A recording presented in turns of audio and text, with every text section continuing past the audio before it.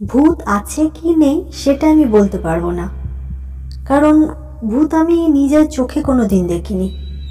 তবে এমন অনেক অলৌকিক ব্যাপার আমার সাথে ঘটেছে, আর সেগুলো যে কি সেটার উত্তর কিন্তু আমি আজও খুঁজে পাইনি।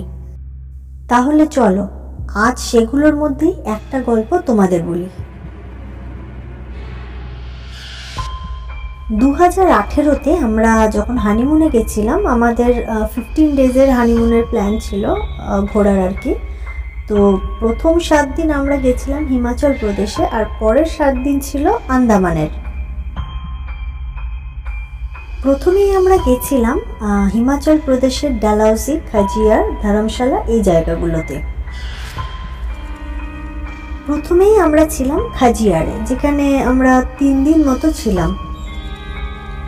আমাদের হোটেলটা যেটা ছিল অসম্ভব সুন্দর একটা হোটেল, যার মানে সামনে থেকেই একদম পুরো পাহাড় দেখা যাচ্ছে, আর ভীষণই বড় একটা হোটেল। আমি নাম মেনশন করছি না এখানে। আমাদের একটাই ভুল হয়ে গেছিলো, যেটা হচ্ছে যে খুব বেশি নিরিবিলিতে আমরা হোটেলটা নিয়ে ফেলেছিলাম। প্রথম দিন যেদিন আমরা গেলাম সেদিনকে সকাল থেকে তো কোনো কিছু ফিল হয়নি, কোনো অসুবিধাও ছিল না।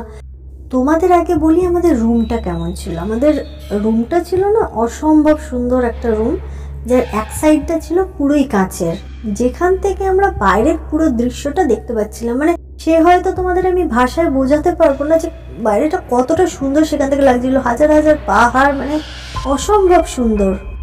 তবে একটাই অসুবিধা ছিল যে একটু অন্ধকার হয়ে গেলে যে আমরা বাইরের রাস্তায় হেঁটে একটুখানি এদিক ওদিক যাব, সেই সুবিধা কিন্তু ছিল না, কারণ এতটা নির্জন ছিল যে আমরা এদিক ওদিক হেঁটে কোথাওই যেতে পারবো না, অন্ধকার ছিল পুরো জায়গাটা। সে যাই হোক, আমরা সেদিনকার মতো তাড়াতাড়ি ফিরে এসে ঘরেই খাওয়া দাওয়া করে নিয়েছিলাম, কারণ পরের দিন আমরা একটা জায়গায় যাব বলে আমাদের ভোর 5টায় হোটেল থেকে বেরোতে হবে। আর মেয়েদের তো সাজতে কতটা টাইম লাগে তোমরা জানো। আমি তো মোটামুটি ভোর 3:30 উঠে গেছি রেডি হওয়ার জন্য আর কি। আমি তখন উঠে মোটামুটি বাথরুম টাথরুম করে চেঞ্জ করে জাস্ট রেডিটা হব। তো হঠাৎ আমি খেয়াল করলাম আমাদের রুমে যে কাঁচের যে জায়গাটা ছিল সেটা অসম্ভব পরিমাণ কাঁপছে, মানে ভয়ানকভাবে কাঁপছে। মানে আমি রীতিমতো ভীষণ ভয় পেয়ে গেছিলাম। অতটা সকালবেলা ওরকম একটা ব্যাপার হচ্ছে, মানে আমি জাস্ট সেটা বুঝতে পারিনি যে কি হচ্ছে।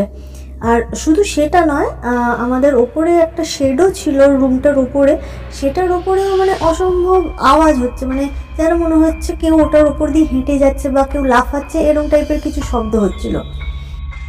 এরপর তো আমি অত্যন্ত ভয় পেয়ে গেছিলাম, আর রেডি হওয়ার কথা তো আমার মাথাতেই আসেনি। আমি জাস্ট আমার হাজব্যান্ডকে তখন ঘুম থেকে উঠিয়েছি। আমি তাকে বললাম যে তুমি আগে ড্রাইভারকে বলো আমরা এখন কোনোভাবেই বেরোবো না 5টার সময়, আগে আলো ফুটুক তারপর আমরা বেরোবো। কিন্তু পাহাড়ি জায়গা তো, সেখানে কখন মানে সূর্যের আলোটা ফুটবে বুঝতে পারছিলাম না। 5:30 6টা তখনও দেখছি অন্ধকার, আর কন্টিনিউয়াসলি ওই আওয়াজটা হয়ে যাচ্ছিলো, কাঁচটাও কাঁপছিল, প্লাস ওখানে যে ওই শেডটার ওপর আওয়াজ হচ্ছিলো সেগুলো হয়েই যাচ্ছিলো।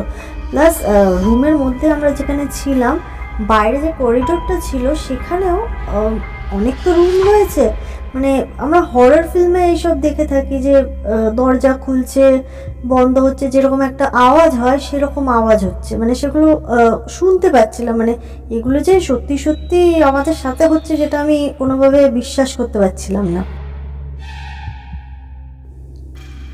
এরপর যেই ড্রাইভার দাদা আমাদের ঘুরতে নিয়ে যেত, আমরা ওনাকে ফোন করলাম, ওনাকে বললাম আপনি ওপরে আসুন, আমাদের দরজায় এসে আপনার নাম বলে আমাদের ডাকুন, তবে আমরা দরজা খুলবো, নয়তো আমরা একা বেরোতে পারছি না। তো সেই দাদা ওপরে এলেন, ওপরে এসে ওনার নাম বললেন উনি এসছেন। তারপর আমরা দরজা খুলে দেখলাম, বিশ্বাস করবেন না, একটা হোটেলে তো মিনিমাম কিছু আলো জ্বলে, মানে বাইরেটা বেরিয়ে দেখছি পুরোটাই অন্ধকার, মানে একটা আলো পর্যন্ত সেখানে জ্বলছিল না। আর আমাদের রুমটা ছিল 3 তলায়, আর ওখানে তো আরও বাকি 2 দিন ছিলাম। মানে আমার রীতিমতো হোটেলে সারাদিন ধরুন ঘুরছি, কিন্তু ঘোরার পর হোটেলে যে আমি ঢুকবো সেটা ভাবলেও আমার কিরকম একটা আতঙ্ক হচ্ছে, মানে থাকতে তো আমাদের কোথাও হবে, তো তার জন্য আমাদের হোটেলে ফিরতে হবে। তো সেটা আমার হোটেলটা ঢুকতে পর্যন্ত ইচ্ছে হচ্ছিল না, এতটাই ভয় পেয়ে গেছিলাম। পরে আমরা নোটিস করলাম যে হোটেলটা সেভাবে কোনো ট্যুরিস্টও ছিল না, মানে হতে পারে পুরো হোটেলটার মধ্যে আমরা একাই ছিলাম, কারণ আমরা যে কদিন ছিলাম আমরা কাউকেই সে কদিন দেখতে পাইনি। আর হোটেলের লোকরাও একটা নির্দিষ্ট সময় পর চলে যায়, তারাও হয়তো সেখানে থাকতো না। শুধুমাত্র যিনি গার্ড থাকেন উনি রাতে হয়তো পাহারা দিতেন এই আর কি। বাকি দুদিনও যেভাবে কাটিয়েছি একই জিনিস হয়েছিল। আমরা শুধু বাইরে থেকে ঘুরে এসে যে রুমে যে টিভিটা দিয়েছিল সেটা অনেক জোরে চালিয়ে দিয়েছিলাম যাতে বাইরের কোনো আওয়াজ যেন কানে না আসে। তো সারা রাত ওই টিভিটা জ্বলছিল যাতে কোনো রকম আওয়াজ আমাদের কানে না আসে। এইভাবেই আমরা এই 3টে দিন ওখানে খাজিয়ারে কাটিয়েছিলাম। তারপর আমরা যখন কলকাতায় আসি, কলকাতায় ব্যাক করি, তারপর আবার আমাদের আন্দামান যাওয়ার কথা ছিল। আমরা কলকাতায় একদিন স্টে করে তারপর আবার আন্দামানের জন্য পরের দিন বেরিয়েছিলাম। তবে আন্দামানে গিয়ে আমরা একদমই ঘুরতে পারিনি, কারণ আন্দামানে গিয়ে প্রথম দিনটা মানে শেষ হতে না হতে রাত থেকে আমার এত অসম্ভব পেটে কোমরে ব্যথা হতে লাগলো, মানে যেটা আমার সারা জীবনে কোনো দিন হয়নি।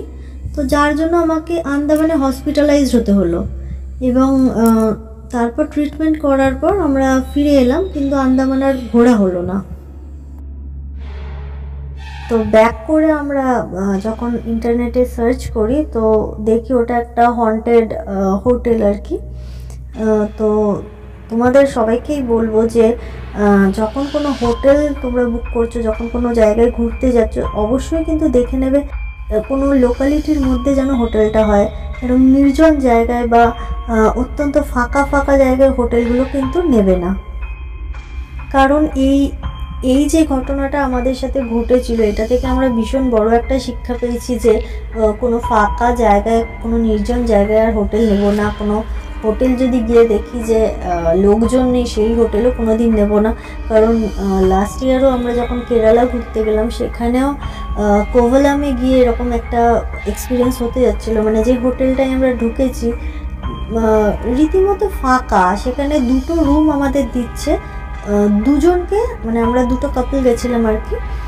তো 2টো ফ্যামিলিকে 2টো তলায় রুম দিচ্ছে, কোনো অসুবিধা হলে সেখানে আপ ডাউন আমাদের করতে হবে। আর এখানেও একই জিনিস আমরা দেখলাম যে সন্ধ্যের পর ওদের কোনো লোক সেখানে থাকবে না, চলে যাবে। শুধুমাত্র যিনি সিকিউরিটি গার্ড থাকেন উনি থাকবেন। আমাদের যদি কোনো প্রবলেম হয় সেক্ষেত্রে আমরা ওনাকে জানাবো। তো সেক্ষেত্রে আমরা পুরোপুরি না করে আমরা সেখান থেকে বেরিয়ে অন্য হোটেল নিয়েছিলাম। তোমাদের সাথেও যদি এরকম কোনো অলৌকিক ঘটনা ঘটে থাকে তাহলে অবশ্যই আমাকে জানিও। আর যদি আজকের গল্পটা তোমাদের ভালো লাগে তোমরা একটা ছোট অন্তত লাইক করে দিও। আর এরকম নানা রকম ভূতের গল্প শুনতে গেলে চ্যানেলটাকে সাবস্ক্রাইব করো। ধন্যবাদ।